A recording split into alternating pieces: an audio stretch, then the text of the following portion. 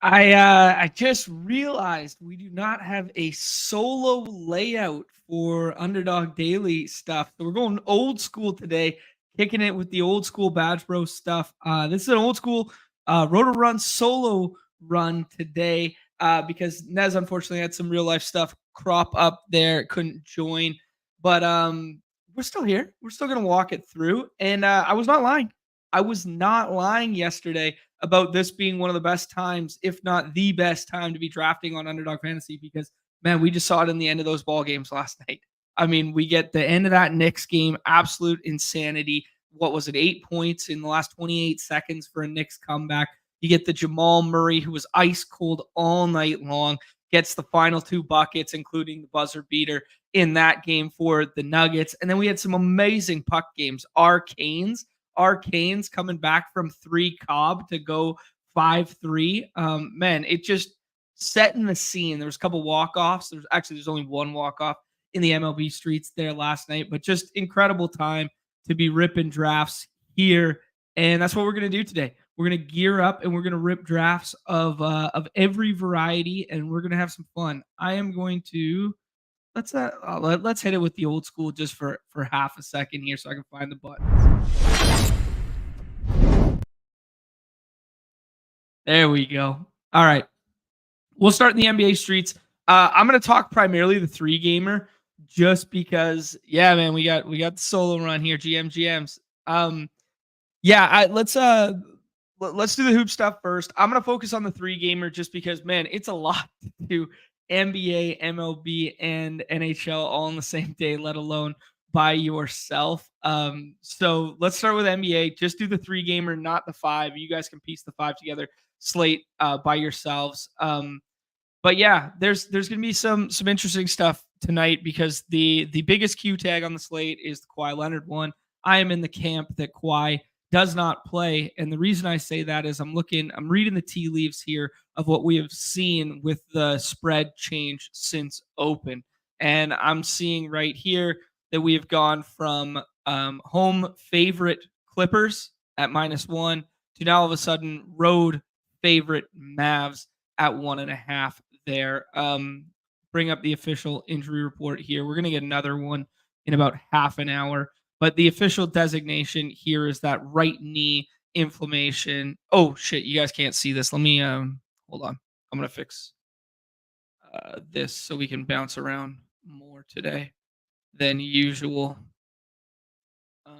Sorry, guys. Bear with me. We will do the share window. We will do that one. All right, cool. Now I can bounce around all over the place and you guys will follow alongside with me. Hey, shout out to Jeb, took down the buzzer beater last night. Big shouts there. I don't know if my guy Yeti is in here yet, but Yeti with a top 3 finish there. I saw Names was up there as well. Man, seen it all. Yeah, GA, the Mark Stone first goal. Just you can't script comedy quite like that. I mean, my buddies like local group chat here was blowing up because they're just like, man, these effing cheaters that use the long-term IR to their advantage. It's going to become the new norm, but we'll talk about that when we talk puck. Anyways, as you guys can see, Kawhi's the big one because Kawhi, the trickle-down effect is what you do with Harden and George, right? And then does it bring Norm Powell into play in the late end of drafts there? Does it bring Russell Westbrook into like the 5th round? Or I mean, sorry. Into like the 3rd round instead of the 4th and 5th territory where he's falling right now. So we shall see. I'm in the camp, as I alluded, that Kawhi does not go tonight.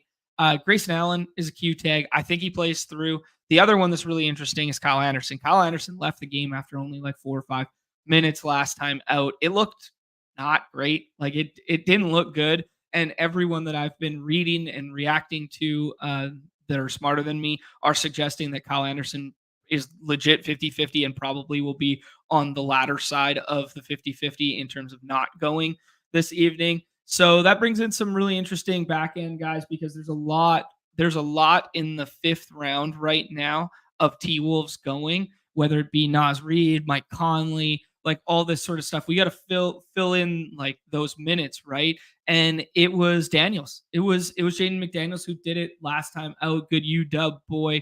And he's not the sexiest fantasy player. Let me bring up the old time machine here. Where am I looking? Where am I looking? Here we go. Why am I blind? I was staring at Minnesota like 2 seconds ago before I was going to bring this up. Okay, there it is. Um there you go. Jaden McDaniels. 37.6 minutes. And this game wasn't close at the end. As you can see, both bench units came in at the end there to fill it out. I mean, there's a path to this guy playing like 40 minutes tonight. Like actually. Now it's kind of like the Gary Harris play from yesterday. Shout out Nez, who was all over that one, where it's just kind of like, we got a little bit of run good with it because Fultz got hurt there and then allowed him to basically just stay on the floor no matter what and play all those minutes. But just the thought process associated with it is in the short slates in the playoffs when we know rotations are tight and stuff, let's just buy playing time. Let's buy minutes of a good defender and hope he knocks a couple shots and hope he gets a couple stocks.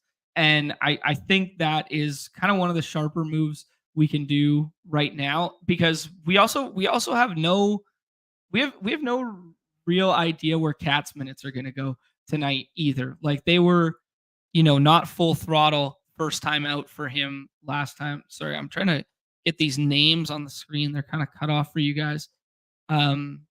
Yeah, but Cat only played 26, right? And that would open up a little something for Naz Reid. So just I'm thinking through the combination of Kyle Anderson not playing tonight and if Cat is still not fully stretched out to play 35, 34, whatever that may be, like where can we allot some more minutes to get an edge on our opponents in like the 5th and 6th round? And to me, I'm looking Neil Alexander Walker, I am looking Jaden McDaniels, and I am looking Naz Reid right now. I think Connolly kind of like just stays the same and is Connolly. Connolly reminds me, like we said at yesterday's show, a lot of KCP, though respect to KCP for that dunk last night. But just in terms of like, yeah, he's out there, but he's the 4th handler. He's not the greatest defender in the world, that sort of thing. So yeah.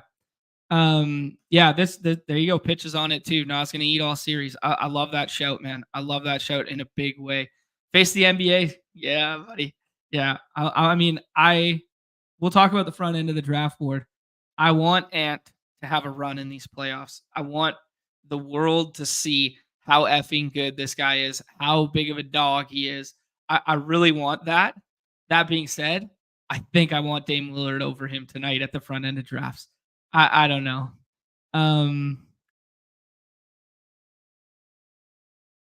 Yeah, there you go. Nick's saying it right here. Well, either, but minutes or buy ceiling like Mitch Rob game 1. Yeah, that's a really good shout, man. It's like that's what we're looking for, right? All right, let's jump back to the platform here. Let's go into the ranks. You guys can see there we go. There we go.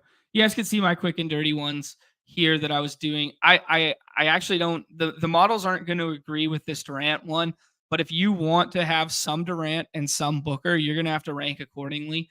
The models are really pushing like Kyrie down here. They are pushing up the Clippers guys because they're basically treating Kawhi out right now, which I agree with. And then you kind of have this decision between Dame and Edwards for like 2-3 spot. And then I think you draw kind of like a line in the sand there. And then you decide between Hallie, the Clippers guys. Do we buy into what we saw from Siakam first game out? Played 40 minutes, I think 38, 40. No, 40 on the nose there. 36 points, like just absolute monster performance from Pascal in game 1. Here we go. There it is. Everest Yeti, man. Good shouts.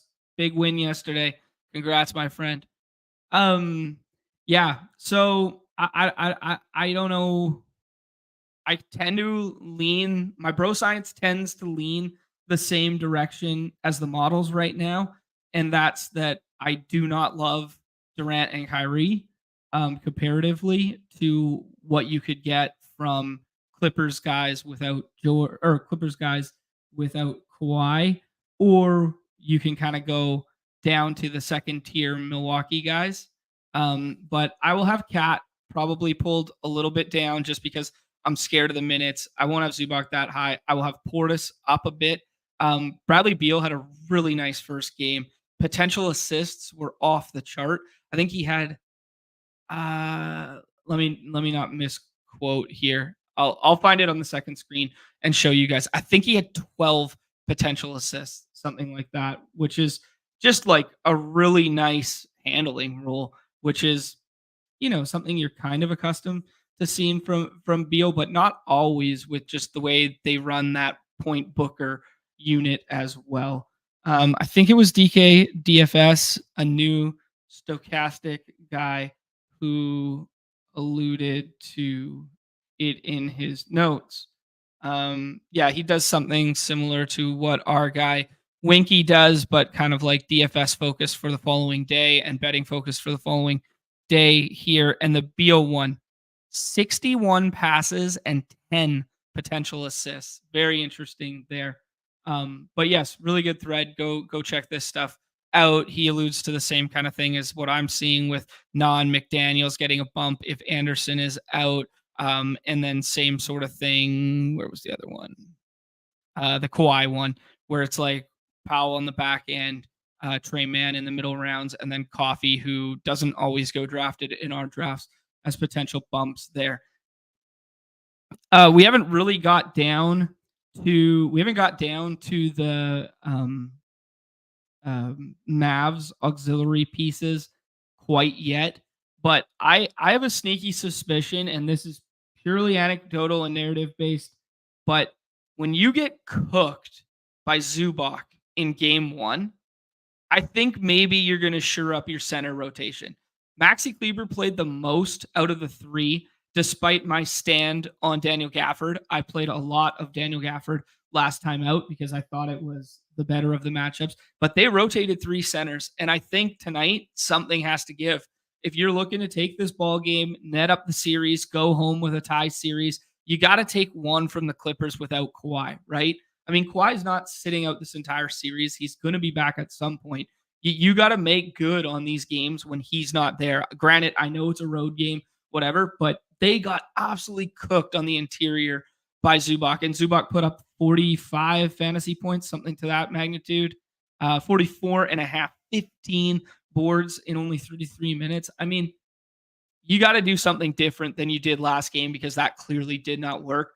That leads me to think it's going to be a little more lively or a little more Gafford. I'm not sure which of those two, but I think you should be mixing them in a little bit more. And ADP kind of reflects that because people aren't really getting to Maxi. They're not box score watching because he's kind of buried down here. Where was he? There you go. Yeah, he's buried down here, but 26 minutes last time out. It's just, I don't know. Something's got to give there, I think. And yeah, I think the minutes are going to be a little more in Gafford's favor this evening. Auxiliary Milwaukee pieces here. I'm going to delete these ranks just for ease of viewership and stuff like that. And they weren't totally accurate to some of my feelings that I've developed in my research for the slate here.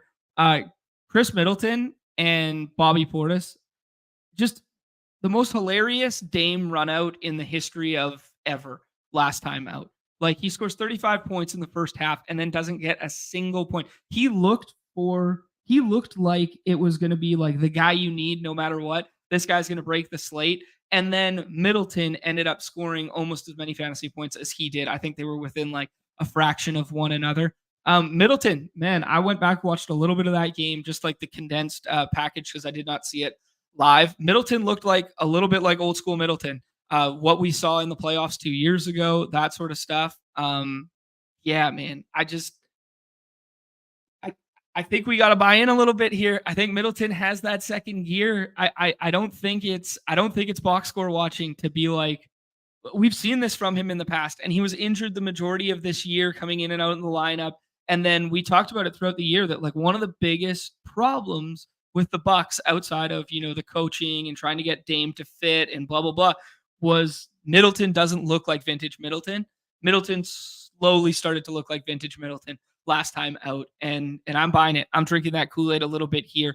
I think I put him kind of in that same, probably a teardrop below the Phoenix guys and a teardrop below Kyrie, but him and Rudy, you could flip a coin for me. So like this next tier that we're looking at here, I'm gonna have him like that. I'm gonna have Rudy ahead there because I will have PG way ahead here, trying to get over on the Clippers stuff before the Kawhi news. I think I'll have it something like this, and then I'm kind of scared of the cat minutes. If we get some positive reports and like some rotation stuff from the coach speak, then maybe I'll push them up a little bit. I did see a little nugget associated with if that game went the distance, he would have been, back out there and blah blah blah, which would have pushed his minutes up into like the 30 territory. But still, I mean, like, would you rather have the handling role that we saw from Beal last game and the, what was it, 61 passes and 10 potential assists on 40 minutes? Because he missed the end of that game because it was garbage time as well. Let's call it 40 minutes from Beal. Would you rather have 40 minutes from Beal tonight with that handling role, or would you rather have, now that could, granted, that could change because they lost game one, but would you rather have that, or would you rather have 31 minutes from Cat tonight? I don't know. I think that's closer. I mean, their ADPs are side by side, but I think it's close enough that you can take a stand on. So I think I would do something like Beal, Miles Turner, Cat, and then Zubac. I'm not doing the full push Zubac up. Could he do exactly what he did last time out? Dallas doesn't make an adjustment and whatever. Maybe I'm going too far on the assumption of rational coaching here that Jason Kidd will make a change. But yeah, I don't know. I'm not ready. I'm not ready to view him as a big tier break there. GA, where was it in the chat? It's close. Yeah, okay. Yeah, if it's close, Cat probably plays more. Yes, there you go. Exactly. Yeah, that's I just wanted to make sure I got your nugget in there when I was looking at that. Yeah, Chip bringing up a good point here. The problem is like they all stink in the post, and this is entirely true. But I will go back to the notion that top 5 defense to close the season since the trade deadline was that Mavs unit that had Gafford on it. PJ Washington and Gafford on the floor with it. And I don't know. Maybe that's noise. Maybe that was opponents that they played. I just think the team's better with Gafford. Yeah. Star Tour is asking how many shots Dame got up in the second half. I actually don't know offhand off the top of my mind there, but yeah, actually don't know. That's probably something to worth looking back on there. Yeah, there you go. Yeah, Pitch saying the same thing where there's no minutes upside with Middleton all year really, and that changes massively this time of year. Yes, I love that show. That's perfectly articulated. And Chipsy throwing in some meta here that Kawhi was at shoot around. Okay, so I missed that tweet. That must have been a new underdog tweet there. Where are we going here? To the Hoops Guy tab. Interesting little nugget there. Okay. So let's keep an eye. President shoot around. There you go.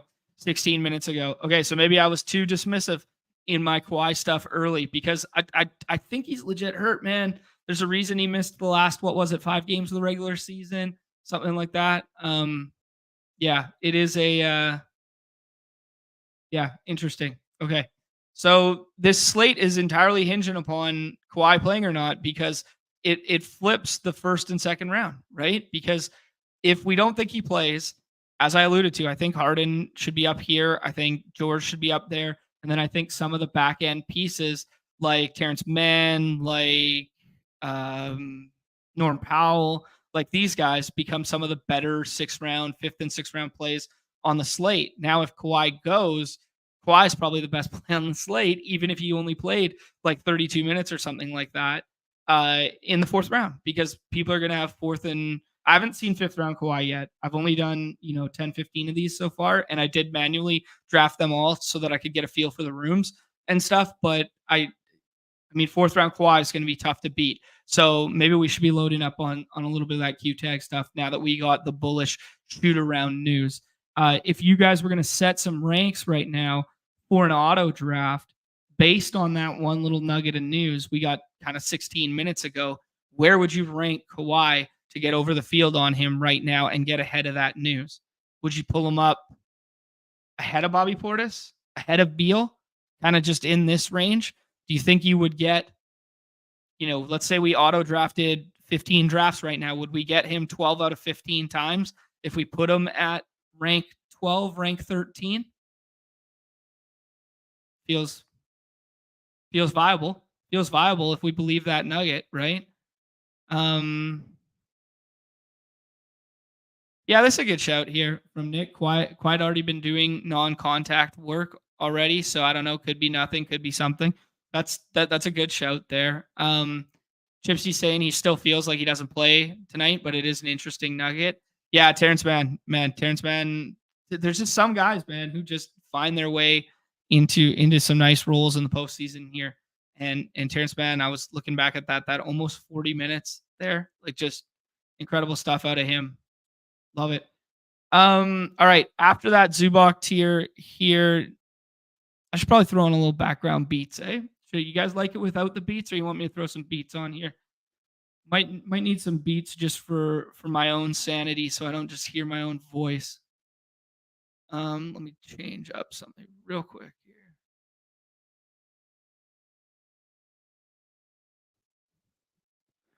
All right. Let's drop in a little beats here. I'll put it down at 20 here, and let's go with what we got here. Midnight Daydream.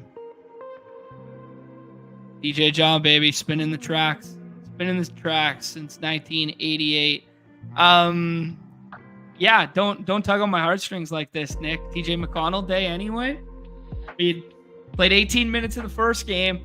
Didn't do what TJ normally does in 18 minutes. But dude, you want to talk about a guy he's the complete inverse of the bet we're making on some of these other names. Like if we're taking Terrence Mann, if we are taking if we are taking McDaniels, if we're taking those archetype of plays on this slate, we're buying minutes, right? We're buying like the 38. We're trying to buy 35, 36 good defensive minutes. Hope they fall into some stats because they're like 0.7 fantasy point per minute guys.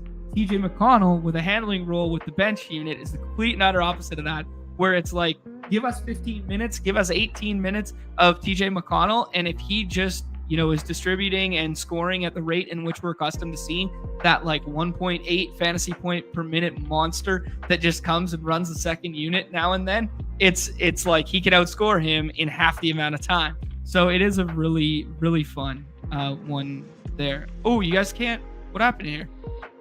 You guys can't hear me over the beats by BadgeBros, or did I mess something up?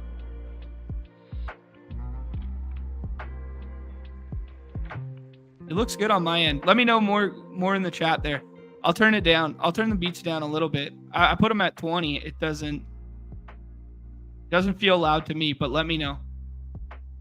Oh, okay. You guys, come on, John. I mean, a badged up boy like you can't be derailing the show like this, man. I'm trusting a guy like you. If it was a no-namer in the chat, I would just slough that shit off. But we've built up some trust here, a level of trust, man. Oh man. Okay. Yeah, let's jump into this next here. As I alluded to earlier, I think the Grayson Allen goes tonight. I don't think it's a great matchup for Grayson Allen, though. You got really strong perimeter shot defenders on the T-Wolves. Like, you would normally want to get over on a guy like Grayson Allen in this last round. Yeah, I don't love the matchup, man. I don't love the matchup. If he can't go, I think it'll be Royce O'Neal who starts. And then maybe they sprinkle in some Eric Gordon stuff, obviously.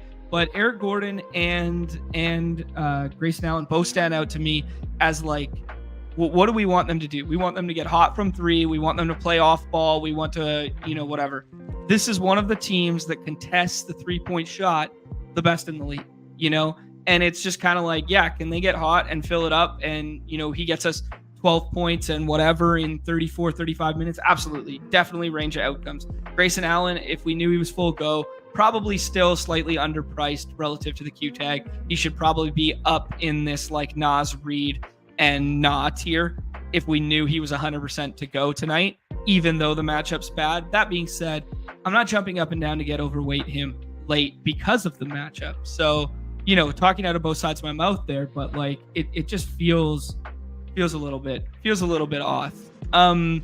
Naismith, interesting one, man. His ADP is still up here where it was. It's the best in game environment. It's the highest total on the slate. He was absolutely popping in the models last time out, and then he only plays 18 minutes. So that's last two games, 18 and 19 minutes out there. Oh shit, never mind. Sorry, I was looking back. It was 36 minutes. It was 18 points, 18 fantasy points. That's what I was trying to do. So we're buying the dip on lack of production, but minutes there. So if we think the rotation stays the same, it's probably still priced appropriately. But man, he was really popping in the models last time out. Let me see here. I got one more tab that I wanted to look at and or share. Nathaniel did the blended for us. He did the blended. He did the projections for us right here. Nick alluding to taking Na in the 6th round like every single time. Projection models kind of have him at this like 35-ish range for us. They have this kind of like tier of, as we were alluding to, the McDaniels, the Reed, and the Na kind of like tier buried down there. But that being said, most of the models, ETR specifically, does not have Kawhi in. So as we're seeing, Harden pops, George pops. So it really defines the slate, what you do in the upper echelons based on your opinions of Kawhi. Let's do this. Let's jump in. DJ John's going to spin a new track. This one kind of sucks.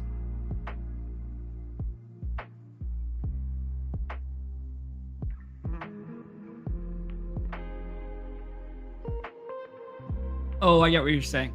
So he goes in the 6 every time now. Yeah, that wasn't the case this morning when I was drafting. But if he falls past ADP, I got you. Feed the Breezer making his return to the hoop streets. Saw him get a victory in the MLB streets the other day. Good to see him back.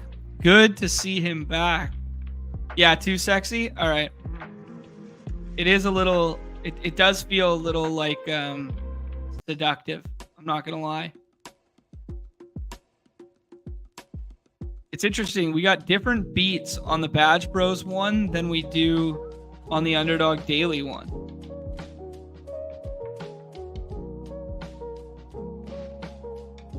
This one feels a bit better.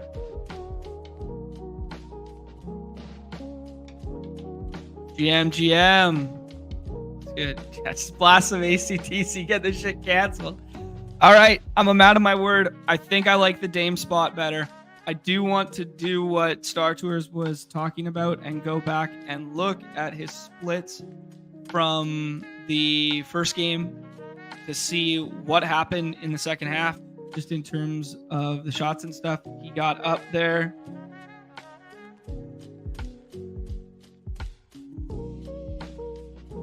Because that was a stark contract to go from absolutely torching in the first half to not hitting a bucket in the second half. What happened? What did Indiana do differently? What did Dame do differently? Was he just missing? Was he just like 0 for 10 in the second half? Or what happened there?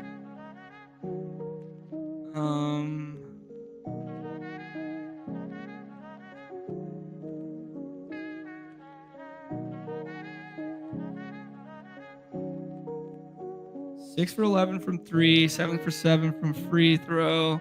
There's 11 for 24 on the ball game. And of course his splits are like season long, not. Hey, hold on. I'll find it eventually. Wow, Hallie over Ant there. Freezer's on Hallie. I mean, is Hallie 100% healthy? people got to ask, right?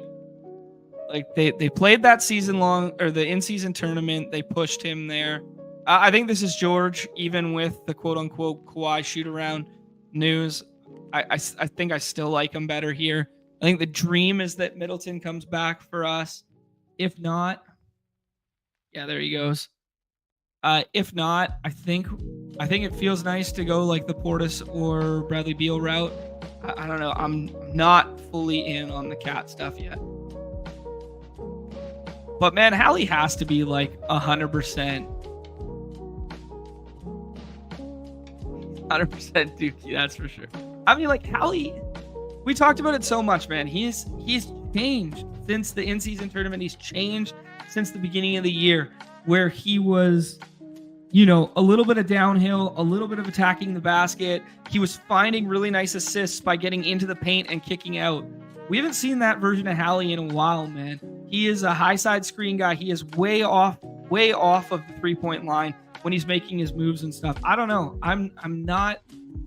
Let's do the Bobby Portis one. Let's push up Bobby Portis. Bobby Portis, double machine. He just fills it up a little bit more. I mean, Miles Turner, traditionally a good big defender. Not as good in the last couple of years as he was, 3-4 years ago, something like that. But let's take our chances with Bobby Portis tonight and ape in on the Bucks a little bit there. Bucks at home, why not? Thank you. Star Tours found it faster than I did. He was 0 for 4 in the second half, so he just was not getting shots up. That means he took 20 shots in the first half and he took 4 in the second half. Interesting. Yeah, that's a good shout here from Brad from a matchup standpoint. Like, what did Milwaukee do at the trade deadline to go solve their Jrue Holiday problem? They were just like, hey, man, let's go get budget Holiday, and that's Pat Bev. Let's go with the guy who's going to bite you in the mouth and fight you if you try and get by him. Like, that's who this dude is, right? And that is a tough matchup.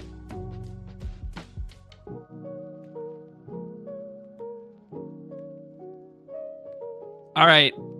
If we believe the narrative that Kawhi is not playing, Westbrook feels good here.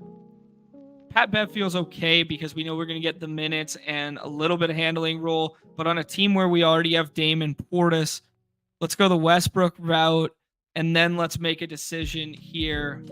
Yeah, here's the Nah push up to 28 there. So his ADP is way ahead of where even the models like him here. I'll take my chances on the Naz Reid ceiling over Nah at those prices.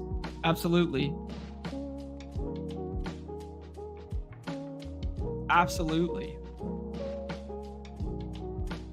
See what all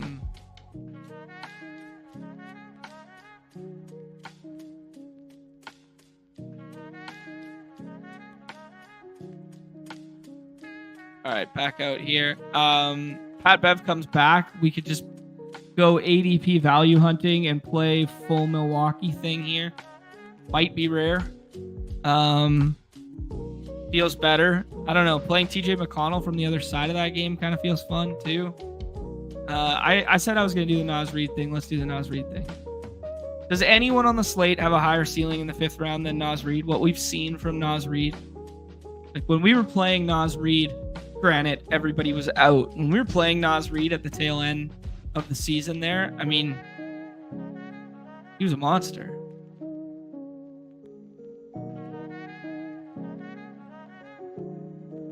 Yeah, they did play smaller.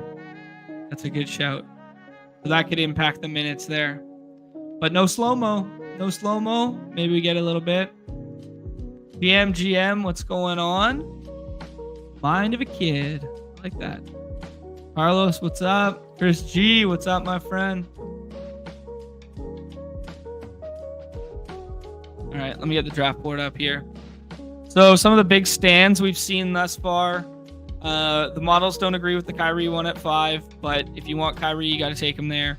The Hallie one, the models like Hallie over kind of like this tier, but not over Ant. I think Ant is in that first 3 tier. But if you want to flip the draft board and you want to get some unique combos with Hallie, I mean, nobody's gonna laugh at you if you think Hallie outscores Ant Edwards tonight, even though it looks like a huge quote unquote reach or whatever. Gafford price tag seems palatable there. Brooke Lopez feels like a really nice play tonight. I like Lopez over this tier, the PJ Washington and the Nurk one. Just a guy that we hadn't talked about quite yet.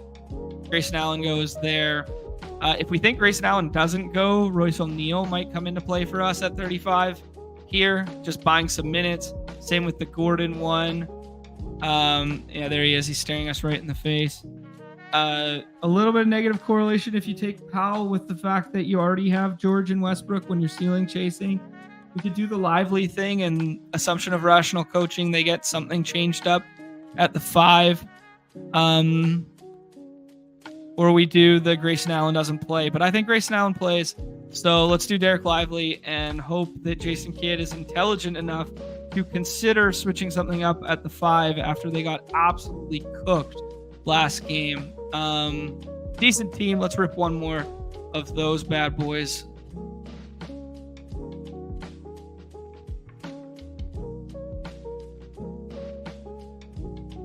Four more spots. Drafting little hoops.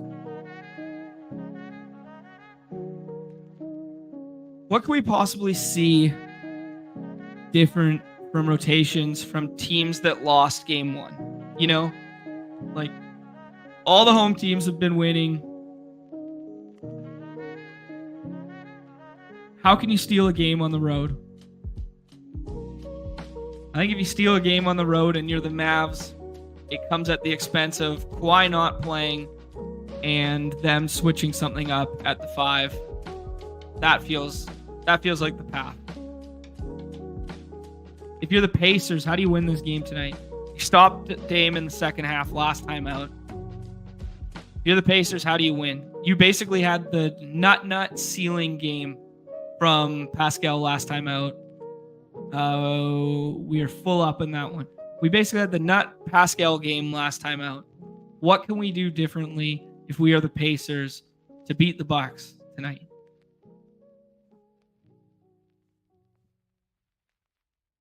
I don't know. Couple stretch 5s on the other side, pulling that high side screen and roll stuff with Miles Turner. Honestly, man, it's going to have to funnel through Hallie. What is the path for the Pacers if it's not Hallie going 33-12? Is it TJ off the bench doing that instead because Hallie can't? I don't know. It feels like if the Pacers have to win tonight, and they want to win tonight, obviously, it has to funnel through Hallie, no? I don't know. This is the most interesting pick on the board because I think you can pick honestly, I think you can pick 8 guys here, and I think it's totally fine. Let's push up Pascal, and he does what he did last game.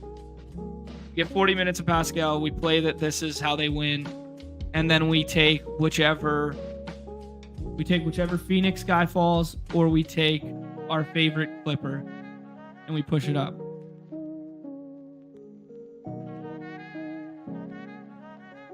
See, we'll take Booker here, but if I told you that Kawhi wasn't playing, who's a better pick right there? George, Harden, or Booker? Probably George. I don't know. Yeah, man. TJ McConnell might be the answer. Mitch running hot at the 101. 2 101s in his first 4 drafts.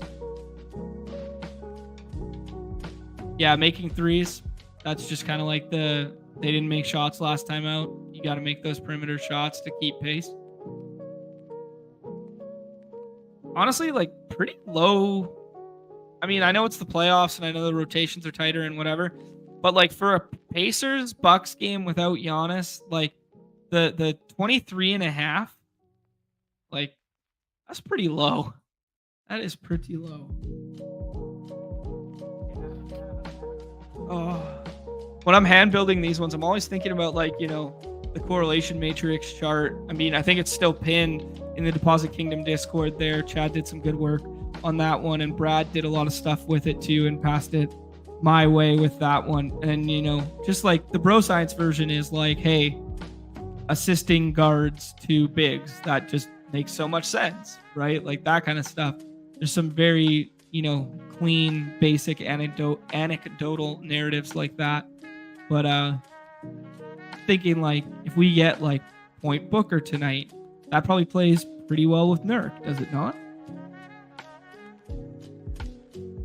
We'll see here.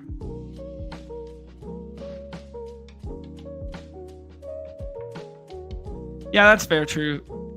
If you look at the context of the entire playoffs thus far, it has been pretty low scoring. That's a good shout, Nick. Yeah, it's high comparative. Okay, so we get Zubac to fall back to this side of the board. He's obviously a better pick if Kawhi doesn't go, just obviously more usage available, funneled his way. Let's do the Kawhi thing, though. Let's buy into this narrative. I haven't done the Kawhi stuff yet. Let's buy into the narrative that shoot around matters and the non-contact drills he's been conditioning, and they want to get a 2-0 series lead before going to Dallas. Kawhi plays tonight. Let's see. I saw a crazy stat that, I don't know, it's just, there's a little bit of variance, obviously, in you know, some on-off split style stats. I think Nurk's a tier break here, unless we get no Kawhi, and then I could see myself putting Russell Westbrook up near this tier. But I think Nurk's a little bit of a tier break here, and I do think he pairs decently well with Booker. I think Nurk with Booker or Nurk with Beal pairs better than Nurk with Durant. That being said, if they're the guys you need, they're just the effing guys you need, right? Yeah. Anyways, we were talking about, I lost my train of thought there with we were talking about the Kawhi stuff. The stat on Kawhi. I'm going to misquote it, but this is an approximate with an asterisk. Saw it in a tweet from a reputable account. He has missed 12 of the 14 playoff games that the Clippers have had since he's been there. Yeah. I don't know. We gave AD the thumbs up. He played through the Q tags all year long. AD is not quote unquote injury prone as the people like to suggest. Kawhi played through a lot of Q tags this year as well, and he went hard. But I think this is just bad injury run out luck with timing. But there is maybe some durability concern with the fact that, hey, guess when the playoffs are? They're at the end of the season, and he's not available for you at the end of the season. But you saw what he did in Toronto, and you just let him get hot in one playoff window there, and he can just win you a championship. And this team looks all sorts of scary if he can come back. So, just for the sake of basketball, I'd really like to see him.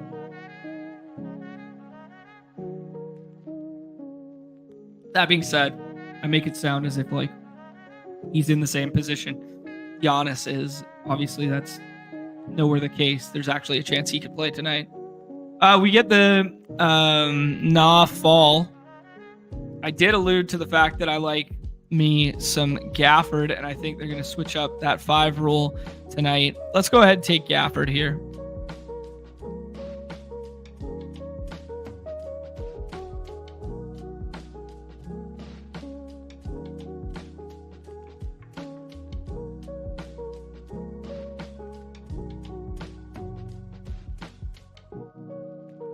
Check out my trusty sheet on the side here. They got Gafford.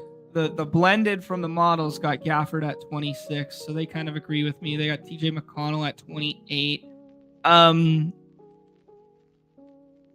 guess Nembhard, and you just buy minutes here. You can buy minutes from McDaniels, or you can buy minutes from Nembhard. You get 37 at 29 last time out. Who's got the scoring ceiling? It's Nembhard. All right, we'll take McDaniels. I don't know. I was trying to talk myself into not just like taking the minutes guy and being like, what could go different tonight for Indiana? And it's like, I don't see a Nembhard being the answer tonight, do we? I don't know. Yeah, good shout. Good contextual shout here from Nick that Gafford also did get a little bit of foul trouble early. I did see that when I was going through the popcorn machine and didn't say anything. Brad, who is doing the work in the sheets there with a really important nugget here. The Lillard, Middleton, and Bobby Portis without Giannis numbers are very strongly correlated. So there's a really good shout there. So if you're there. Chipsy, I was gonna do a norm scroll. I'm not gonna lie, and I was talking through it with myself there. I got Kawhi on this team. I don't want to do the norm with Kawhi. I want to do norm on the non-Kawhi teams, I think, right? That seems smart to me. Yeah, so much norm feels like a good thing right now. He's popping in the models. Models like him more than they like man. You get a 10 pick discount on him. So yeah. All right. There's my first, that one hasn't refreshed yet. Our first 10 hand builds there. We will be autoing a whole bunch more of those bad boys. But that's it for hoops. That's it for hoops for me there. Let's do the puck next, because playoff puck is electric and I want to get people excited about playoff puck. You know, last night we had the barn burners at the end of the basketball games there. The puck games were equally as good. I alluded to the Canes one off the top there. We had the Connor McDavid and Hyman, and basically all of Edmonton won get home last night. Just put on an absolute masterclass. The Vegas, man, I am so thankful that the Canucks didn't end up drawing Vegas in the first round there, because man, those teams are both wagons. Like, Dallas is so deep and so evenly dispersed, their production, and then you know the Vegas team getting Stone back, scores the first goal, as GA alluded to, just low-key hysterical. But like, man, they're so complete. So Dallas has the better goaltending of the two, and it didn't show up last night. So yeah, but we'll talk about some other series there. We got 4 games tonight. Let's go back to the Vegas totals one just for a second here. We got 1 game under our belt in all of these series thus far. All right, here we go. Rangers are going to be the chalk of the slate for good reason. They are bigger, faster, stronger, and way better goaltending. We talked about it when we did the Zamboni drafts. That, hey, what was the cleanest path out of the East? Well, it was probably Canes or Rangers, because the one of them are going to play each other the next round if they get through. I mean, they look like teams that handled their business in the first 2 games and look like they're going to continue to handle their business.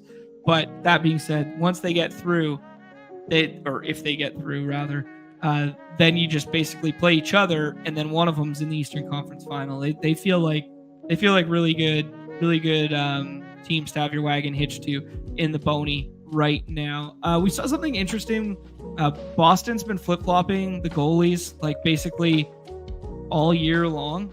And they continue to do so in the playoffs, man. And that caught people off guard. I drafted Ullmark yesterday in my $25 drafts, like late, and just was like, don't take the Swayman one, take him there, and then if you don't get it, you get the swap anyways. So I don't know, they were caught off guard by that. They ended up losing that game, but I don't think it had anything to do with goaltending as to why they lost. But anyways, enough about last night. Let's focus on tonight.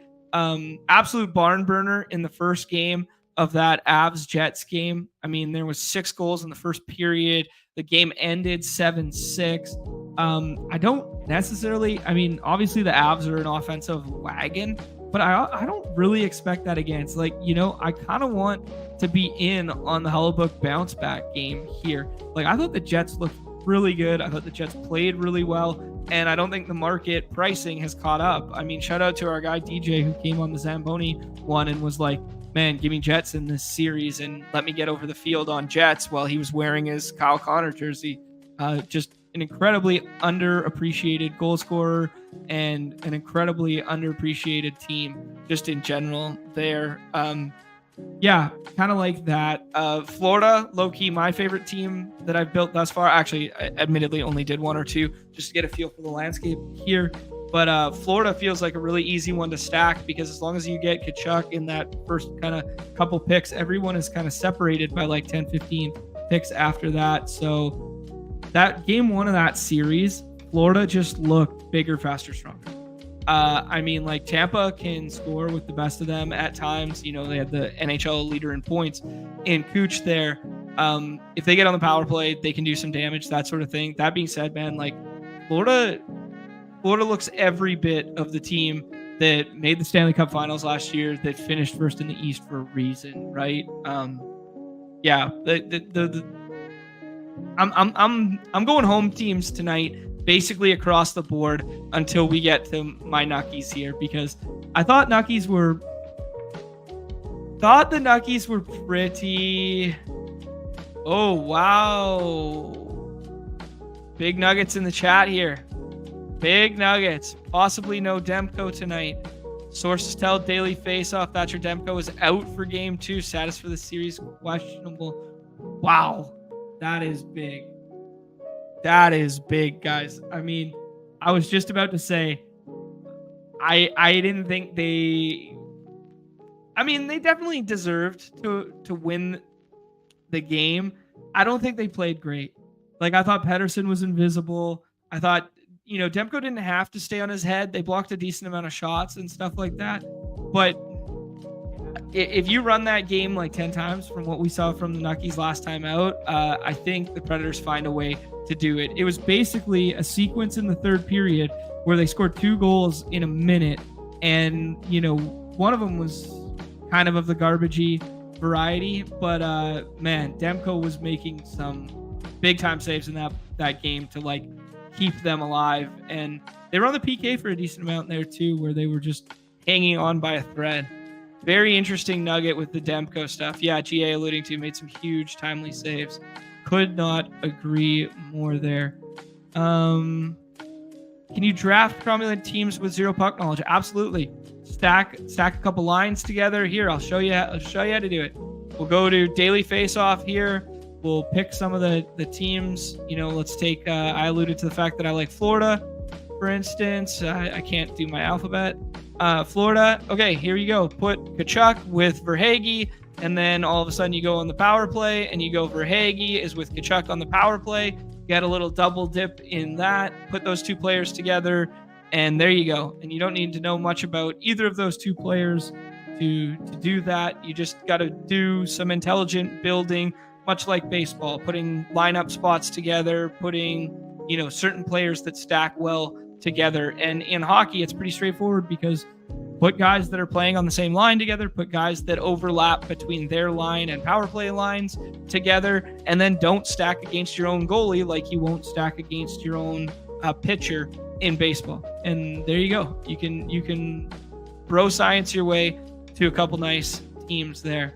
That Demko news plays really big because I put Ryan O'Neill's on the cover today just for the bit equity and for the Canucks being a fake wagon, reverse jinx, reverse curse narrative. Yeah, but that's big time because that would make Nashville PP1, like we talked about it in the Zamboni streets.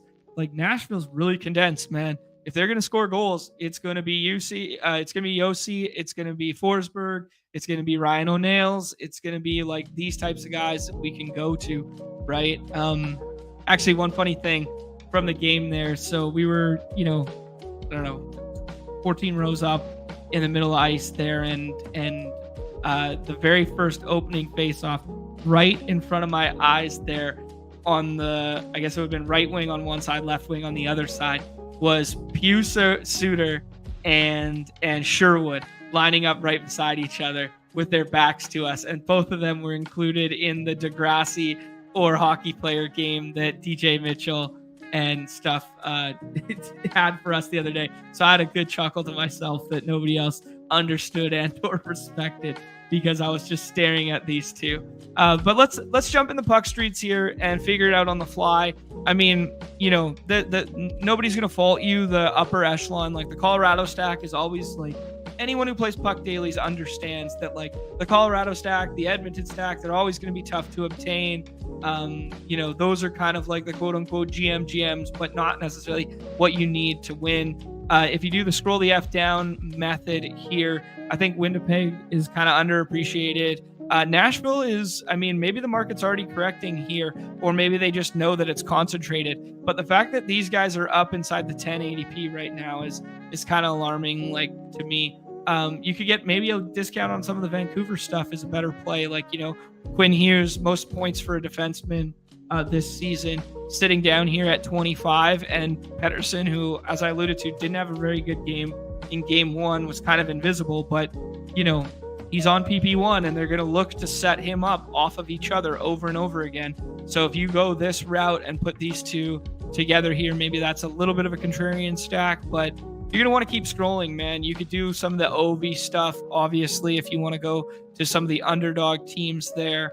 Or if you want to go like the Florida route, let's put like Florida line 2 together or something like that. Put like Tarasenko in there. Yeah. Anyways, you guys get the gist of it. My puck people just want to watch puck drafts. Let's get in this Toe Drag Tuesday.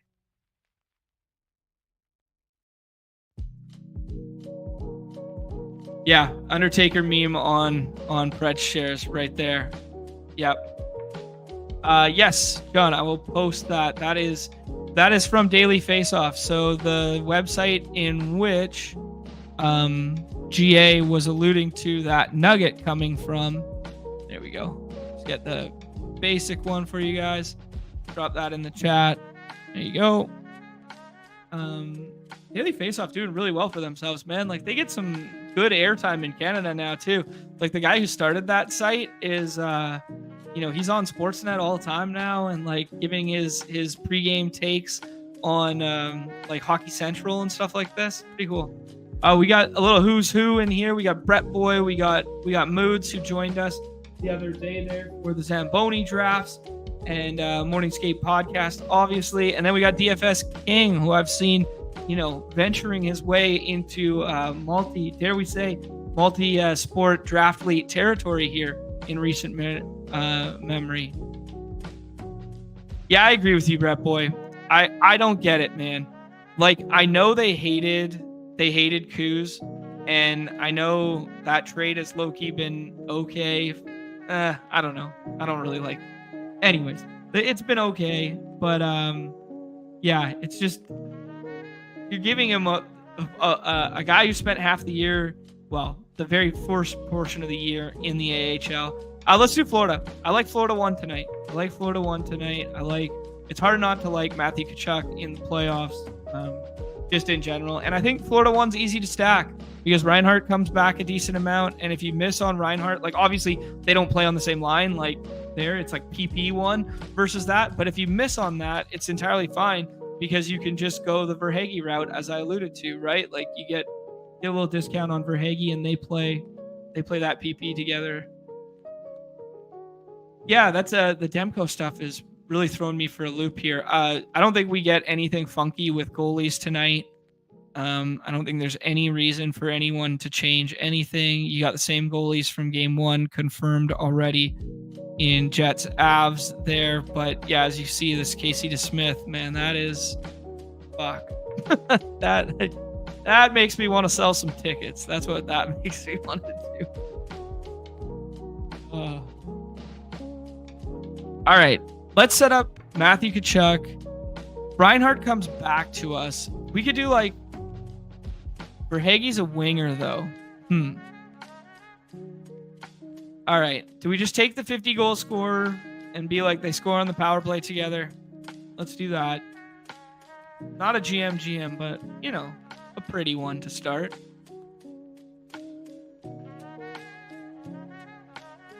Yeah, I like this shout. Verhaeghe clutch in the playoffs. Yeah, this is the real question, man. I don't know. I think the Winnipeg goaltending shows up tonight, man. I just does it.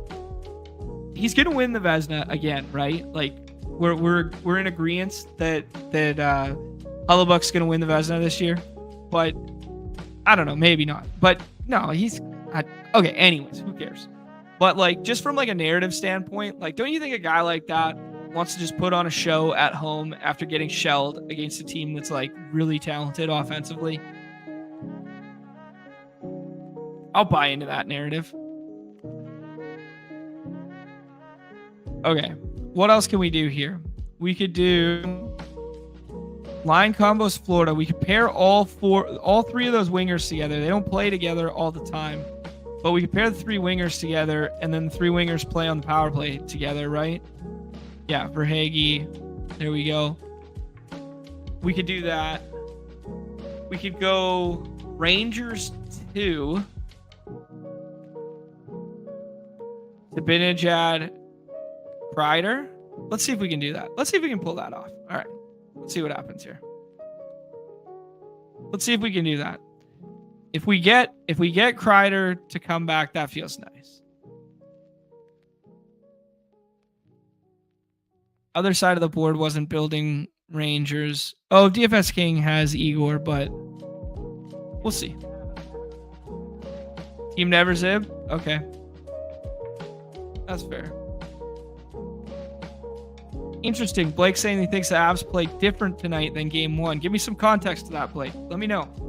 How do you think Colorado plays different tonight than game one? Game one felt like the kind of game the Avs want to play. I feel like if you look at those two rosters, you go, how do you beat Winnipeg? Well, you don't get into a fist fight with them. You don't get into a brawl with them. You don't let the goaltender steal a game by ensuring you absolutely pepper said Tendy. That's like my bro science narrative.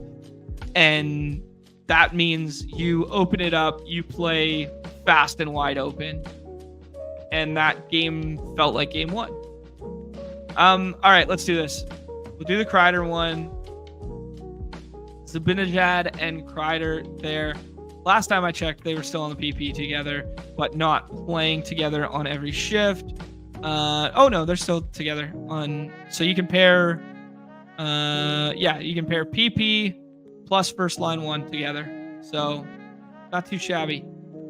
Get two there. Kind of chalky team thus far, which means we might want to do something a little funky with like the Tendy here and the situation, just to get a little different.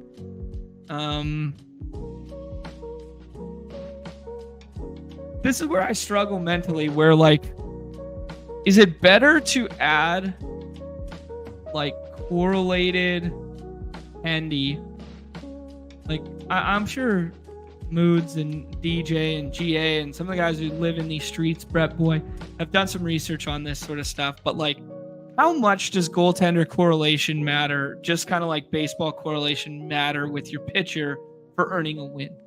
You know? I don't know. That'd be good stuff to know.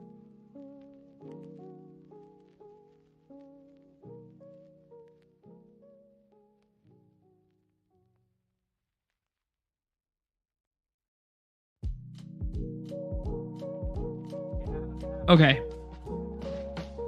Hullebuck? Brett Boy won't take him anyways. They already got tendies. Brett Boy won't take him. Let's take defenseman. What's better? Montour to stack or a one-off Quinn Hughes? Probably Montour to stack, right? All right. We load up Florida PP1. We got Florida PP1. We got Rangers PP1 plus line 1.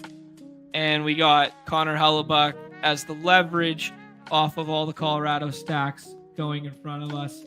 We can push the plane on this bad boy. Feels like a nice team. Feels like a really nice team. Feels like kind of a chalky team. Feels like a dupable chalky team, but feels pretty on paper. Chris asking why never Zib? Feels like he's good and the PP is built around him in a different way. I agree with you. I don't mind him at all. But GA knows puck and he says never. So I don't know. GA, add some context to your take, dog. This is interesting. Dooley's team scroll down at Tendy, I believe. So you can just like treat it like starting pitcher and find points from the position, even if like the matchup is quote unquote bad.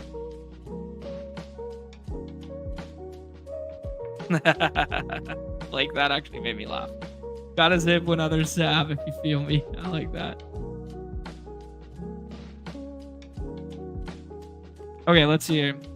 What do we got here? Sammy Girard back tonight. Crucial for PKs. Good nugget there. Good neat. Interesting.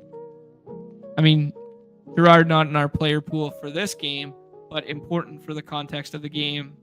Will be reevaluated Tuesday, so he's ahead of the news that's present on the site there, which feels that feels bad for Winnipeg PP1, right? Hellebuck, I mean, he had 40 saves on and gave up six goals and still scored like 12 points. That's funny. There you go. So Moods is taking Casey DeSmith already. So the guys who are tapped in. So he went, here you go. Here's a little lesson in, he gets the GM with the Rangers kind of like top stack. That's the best 3-man Rangers. And then he goes, second, third-ish line Vancouver with the probably worst projected goalie on the slate to even it out there. I like that. I did last night in the puck there. Didn't have much success, clearly. This team. Hey, there you go. Shout out Ben. There you go. But I tried to do that same sort of thing with like Henrique, like, oh yeah, this is a smaller contest, $25. People won't get there. Do something like that. Didn't work out, but see what the winner looked like last night in the McDavid. Man, Nuge missed a short side 2-on-1 there, where he just had a little fucking grenade explode off his stick, and he missed the short side, and that was ugly. He should have had another talk. Nice team. Interesting to have like the Pavelski one-off. So you go like 4 from the Edmonton side, and then Pavelski one-off. Pavelski seems like a guy that I'd always want to be like paired with Robertson and stuff, but Pavelski's had a nice year. That Dallas team, I was joking with some of my buddies last night. That Dallas team feels like your fantasy team that you built in like 2010. With Pavelski, Jamie Benn, Matt Duchene, just all these guys who were like studs 8 years ago. Tyler Sagan, like all these guys that were studs 10 years ago, and now we pull it back and they're studs again. Now they're veteran leadership and studs now. Just like of a different variety. They're studs of a different variety now. Pair them all together. All right, I'm gonna change up this song because it's driving me crazy. This one's called Good Enough Pizza. I like pizza. All right, let's do a rapid fire baseball and then call it a show here. Maybe it's better to just do it with the totals again there as a starting point. Just nice and clean for everyone to see. We got Coors Field on the slate. Coors fell flat on its effing face last night and cost me a lot of money, which was unfortunate. But we got good hitting conditions in Atlanta. Atlanta getting another left-handed pitcher because the Marlins only run out mid left-handed pitchers. We got wind blowing out at Wrigley with some medium pitching on the mound. So this Astros-Cubs game looks good, though there is a small little tidbit of concern with weather there. Roth isn't back, but just noteworthy in general there. Whoa, that is weird. Okay, that's not right. Arizona, you're getting, that's kind of crazy. Anyways, yeah, so San Diego's going to kind of like project as like the best stack on the slate again. Manny Machado hasn't Q tagged. He went on the paternity list yesterday. He's probably not back today as well, but you can draft him with a Q tag for free because Manny Machado would be, going in like the top 5 or 6 picks if he wasn't on paternity leave. So yeah, just something to note there. But for the record, I don't think he plays. I don't think you come back from the paternity leave, especially when you're playing on the road on a 1 day's notice. That paternity leave, same thing for Bryce Harper right now. It feels like, 1, 2, 3 days in baseball, traditionally speaking. So yeah, just something to note there. I got Easy's sheet here with the top hitters and stuff like that. Jordan Wicks with the wind blowing out at Wrigley feels like a great spot for Houston. We already talked about Atlanta. You got some lefty killers. I'll talk about Ozuna. I'll talk about Duvall on the back stack. I will talk about Travis d'Arnaud, who might be the hottest hitter in all of baseball right now. He's got 5 home runs in his last 8 ABs. Seems good. Yankees are popping for people, and their implied run total is high. Paul Blackburn quietly having one of the best pitching starts of anyone. I mean, low key, Paul Blackburn had a 18 or 19 inning strikeout streak. Paul Blackburn put him in the category of professional ass pitcher. Not a guy that I necessarily want to roster today, but not a guy that I'm jumping up and down to stack against, especially when everybody's choosing to do it right now. Like the price tags of Yankees are quite high. So I don't know. I'm going to auxiliary stacks and contrarian stacks. So I'd do auxiliary Atlanta before I did Yankees. I would do San Diego before I did Yankees. And I was doing of the lefty killer variety, right-handed middle of the order Arizona. So Ketel Marte, Lourdes Gurriel, Christian Walker. That feels really nice. If you want to go one step deeper, you could pair like Eugenio Suarez and Montero together. That one feels really nice too. If we're looking for some contrarian two-mans to just go that are in like decent spots. Let me go ahead and pull up. Let's pull up some MLB lineups here, just see if we've got anything yet. We do not have anything. Did I say that our guy Roth is still on vacation, so the weather edge stuff doesn't feel great? John saying the Cardinals. I mean, Cardinals have been awful this year, but if you were going to stack the Cardinals, it is against left-handed pitching. So going against Tommy Hunter today, Cardinals do feel underrepresented, and you can look at Easy's sheet and stuff. Paul Goldschmidt, Wilson Contreras kind of down here in that 20 to 23 range. He has them ranking a little bit higher than that. Not crazy higher, but a little bit higher there. I think Minnesota will be like a little bit overpriced today after what we saw yesterday. But maybe the market hasn't fully adjusted. No, market hasn't adjusted at all. So you could still get a little cheap Minnesota stack. Not as good a spot as yesterday, but Twins lineup low-key looks better than it has been in recent memory, having now got Kepler and Kirilloff back. So just some top of lineup lefties that we can put in there. Trevor Larnach might be in the lineup today yet again. He had a nice night last night. I imagine we see all 4 of these guys with the outfield tags in there, and I think Austin Martin is the guy who ends up sitting there. But that is some real scrolling the F down. Where was it? Yep, they agree with me on Roto Grinders. Eloy homered the other night. He is basically the only guy you can go to in the White Sox lineup as a one-off, although the reason I bring it up is it's Gavin Sheets' birthday, but I will not have any of the White Sox birthday narrative out of play for Gavin Sheets there. Probably won't touch anyone from Miami on the sticks side. If Jake Berger was in, I always look to Jake Berger versus lefty, but no, I will not be touching that tonight.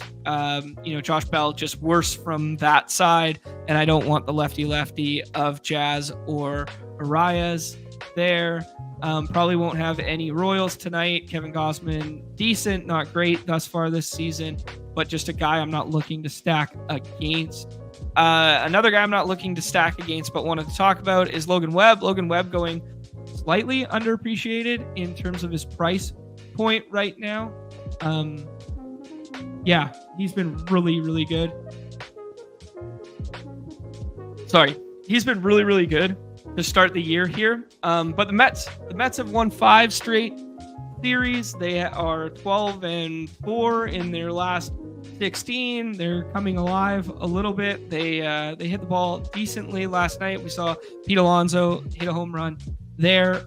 Probably only using pitching from Giants and Mets as of right now. Don't love the Griffin Canning matchup for him, obviously. So definitely getting to O's bats today. O's will feel good. Only using the Angels as one-offs. Miguel Sano has been hot. Joe Adell homered last night. But I'm basically only using Trout one-offs from that side. I don't really want any piece of Grayson on the other side of that one. Mike King, aka Michael King, who's now Mike King, apparently right now. His ADP is a little too high for my liking.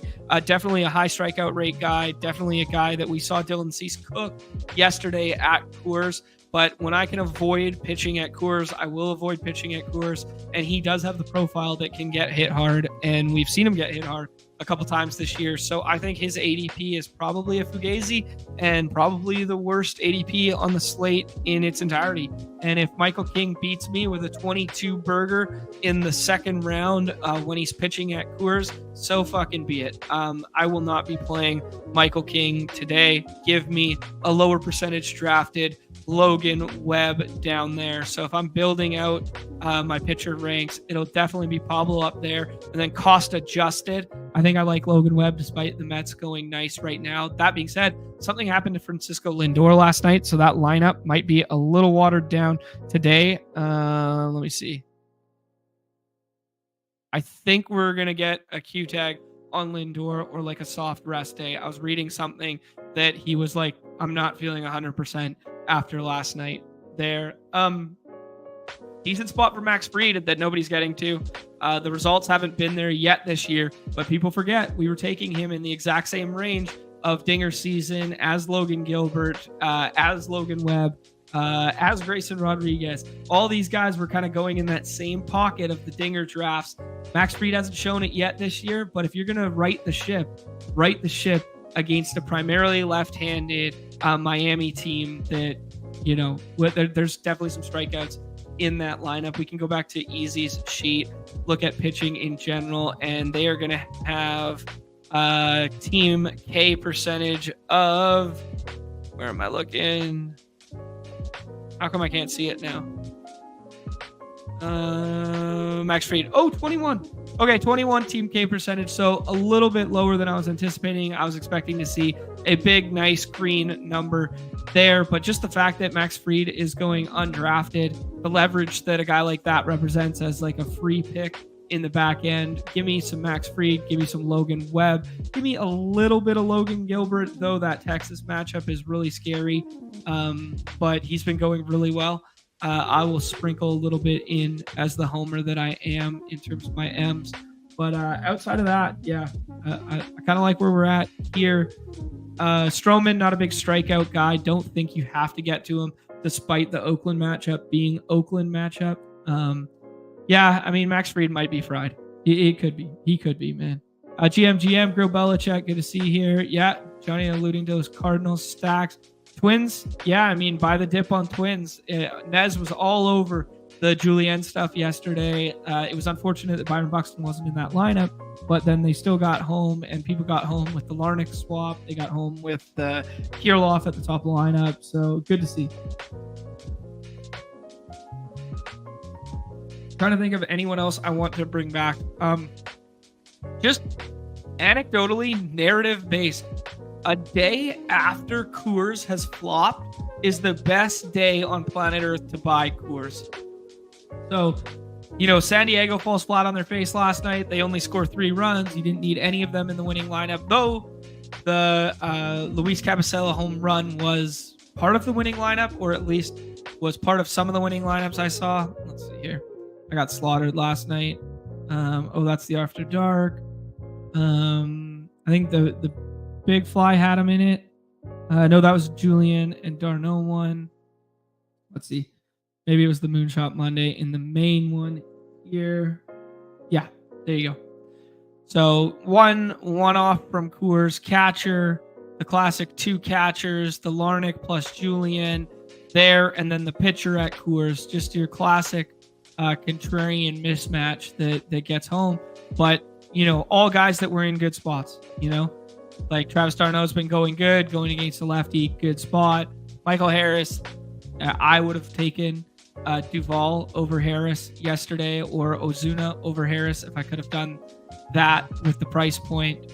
Would have done that instead, but really liked the Minnesota Mini and liked the Atlanta Mini, and then a one-off from Coors with the pitcher from Coors. Nice lineup, good winning team from big time loser. Sick name. All right. I think I've said all I could possibly say about the baseball slate. I mean, 10 games. The guys who don't have the takes are just going to tell you to stack everybody and build 4s and 3s and 3s and 2s and all that sort of shit. I'm going to give you the takes, guys. I got the takes today, and let's do some scroll the F down here with our first draft. It's really hard not to like the right-handed Atlanta sticks again. It's just right-handed Atlanta just feels fucking fantastic right now. Ozuna with his 8 or 9 home runs, whatever it is, going right now. Yeah, I'm gonna be doing this mini stack, the d'Arnaud Duvall thing. It didn't get home for me yesterday. I was doing it a bunch against the lefty, but like this backside stack, I kind of like doing that Ozuna, d'Arnaud, Duvall. I mean, there's a chance you get a Travis d'Arnaud rest day.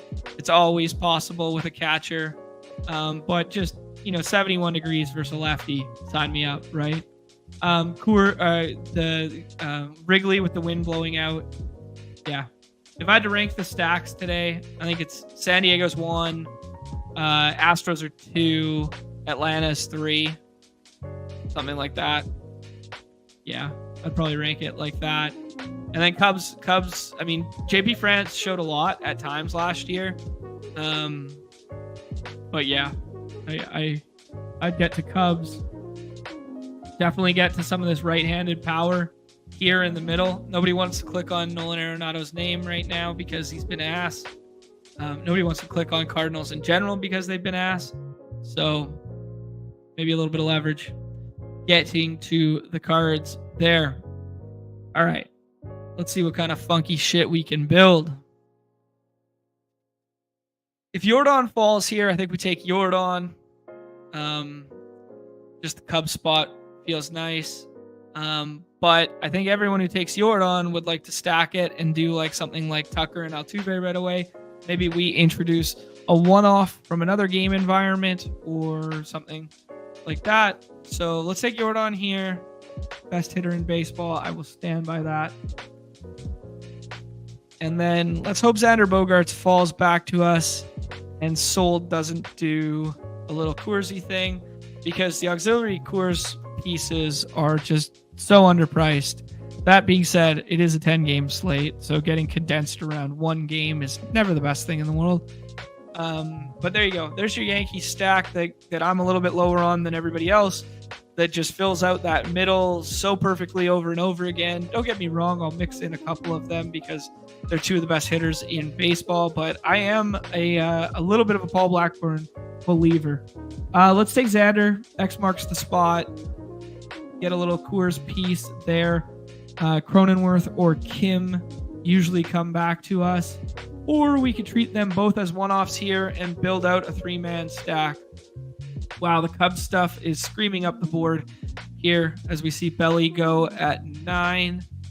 They were not going that high earlier today. So people getting on to the fact that, see what the weather nugget actually says here.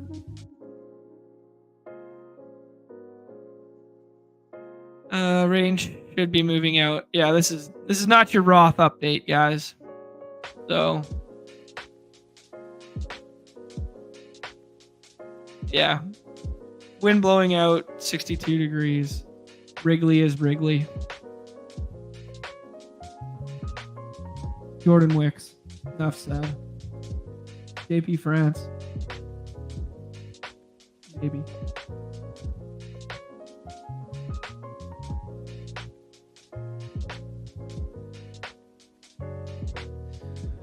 All right. AEW bleeding our clock in multiple sports right now.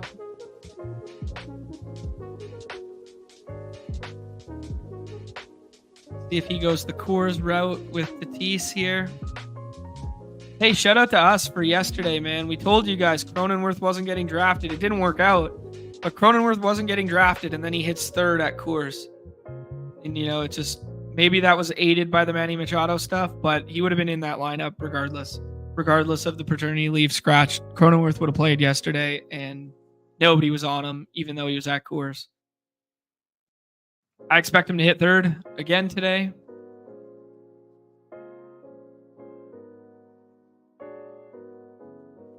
Okay. Let's make it 2-2-1. Cronenworth, Travis d'Arnaud,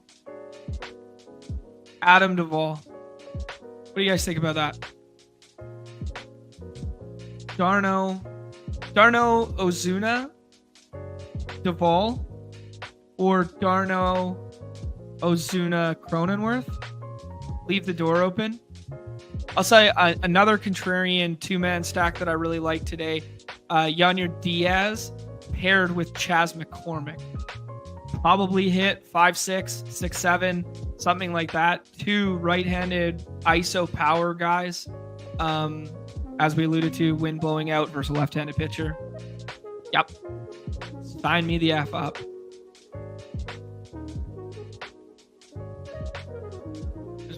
This first Bobby Witt I've seen there. Let's take Ozuna here, and then we will have our choice of Duvall, Cronenworth, or Kim to round this thing out, and we can either make a 3-1-1 or we can make a 2-2-1, something like that. What are you guys' thoughts on the stacks that have been playing and stuff? The more I've been sifting through the data and stuff, the more and more 3-2s I do not see. And the more and more 3-2s I stop building. I don't know. Is that in my head? Is that causation versus correlation? Is there a positive R squared on that shit? I don't know.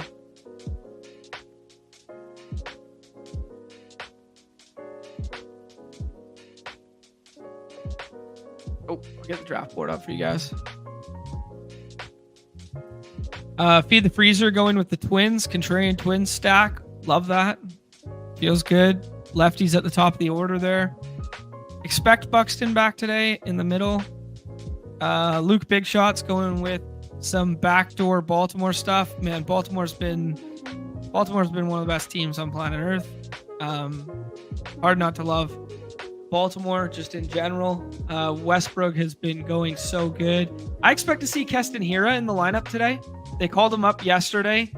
Jackson Holiday's been struggling immensely. 56% K percentage, like 50, striking out more than half the time. It's amazing that Baltimore continues to win this many games and be this good with like such a black hole at the bottom of the lineup. He's basically been like league average. I mean, better than league average defender, maybe something like that. I don't know.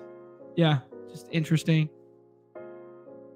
Duvall, Kim, Cronenworth. We'll decide in a second and take our pitcher first. Let's take Logan Webb.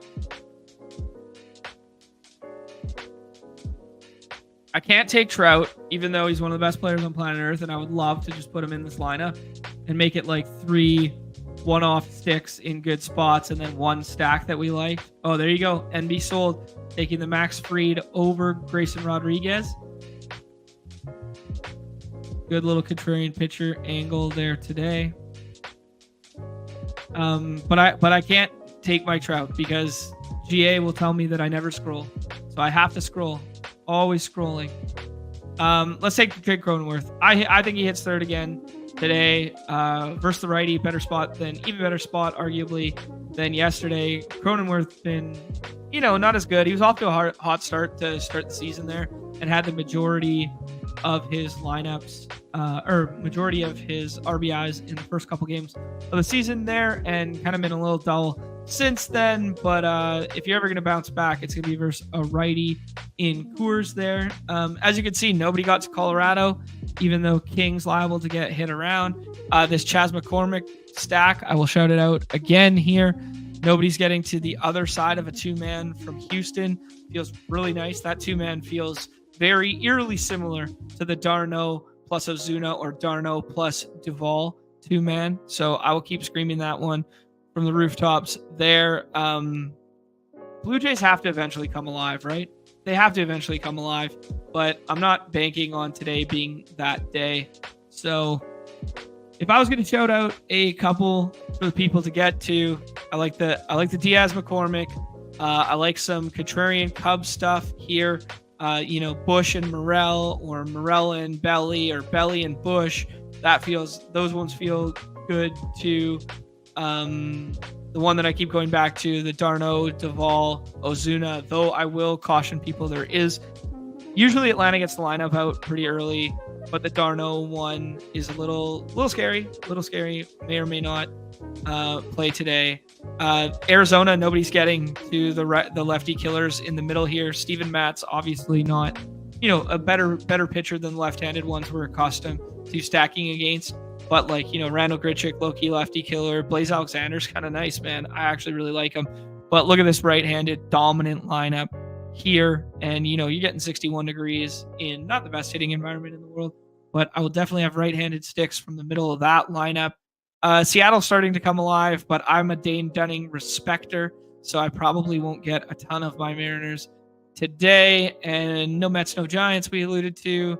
And then, nobody's getting to the Rockies again. And Michael King at Coors is the number 2 pitcher off the board. So go ahead and get yourself some Rockies with some pop. Get yourself a little Nolan Jones with Ryan McMahon stack in there. And build out some contrarian Rockies. All right. Jay wanted me to take Trout. Yeah, down if I do, down if I don't. Chipsy alluding to 2-2-1s, 2-1-1-1-1-1s, or onslaughts. That seems to be the meta, and that seems to be working for people. And I was guilty as charged with the 3-2s for a long, long time. So I got to break my habits of the old ways. Based on what we're slowly starting to see from the data and what I'm seeing from sharp drafters. Like Jordan has been killing it in the MLB streets. So I've been seeing a lot of that. Paid, hey, shout out to Paid for picking up a Scroll the F Down hat and tagging us in the tweet yesterday. Love that. Appreciate that so much. 4 stacks greater than 5. Very interesting. So the new meta in baseball shifting a little bit here. So we'll keep our ear to the ground on all that stuff there. I'm going to tie bow on it. There you go, guys. Hour 30, hit all 3 sports on the board. Not going to lie, not an easy task for a solo endeavor there to be talking somewhat borderline intelligently about all these sports. Do me a favor, hit that like, hit that subscribe notification on your way out the door. We'll be back tomorrow, off and on the clock. I think that one's going to be 1:30 p.m. Eastern, but don't quote me, not 100% sure on that one. Let me check in with Pete later today, but we will be doing something football and draft adjacent for that one. Then maybe we'll do a little solo paywall thing tomorrow just to make sure people still get daily content, because it's really important this time of year in my estimation. And there's a lot of really nice big prize pool slates that we want to talk through with people. Also for our own merit, Anyways, Thursday, if you guys liked this show and you are not currently members, Thursday's going to look very similar, I think, just the way slates are setting up, but it will be paywalled. for just the members. So go ahead, hit that join button down below. If you don't see it on your screen right below, it is in the news and notes and description below there. There's a little, sign up and join thing. And then Friday will be like hodgepodge variety hour, ripping drafts, both Nez and I think. So yeah, off and on the clock tomorrow, paywall on Thursday, something on Friday from the group. Yeah, there we go. And then Chipsy's just gonna hack the account and start going live behind the paywall. There we go. Hey, you already made your debut once. I need. I will say this while I got everybody's attention still. I do need hosts. Nez is going on his Portugal trip next week. I still need to reach out to some people. Some people have reached out to me. I will need hosts for the first week of May. So if you have any interest in doing any live slate alongside me and putting a show together, whether it's paywall or otherwise, don't be afraid to reach out, please. And thank you. All right, guys, fun show. Appreciate you hanging out all this time. Good luck to all my multi-sport draftleets on the platform of people, Underdog Fantasy. Everybody's favorite time of the show, the end. Let's kick it out with the old school exit. Peace.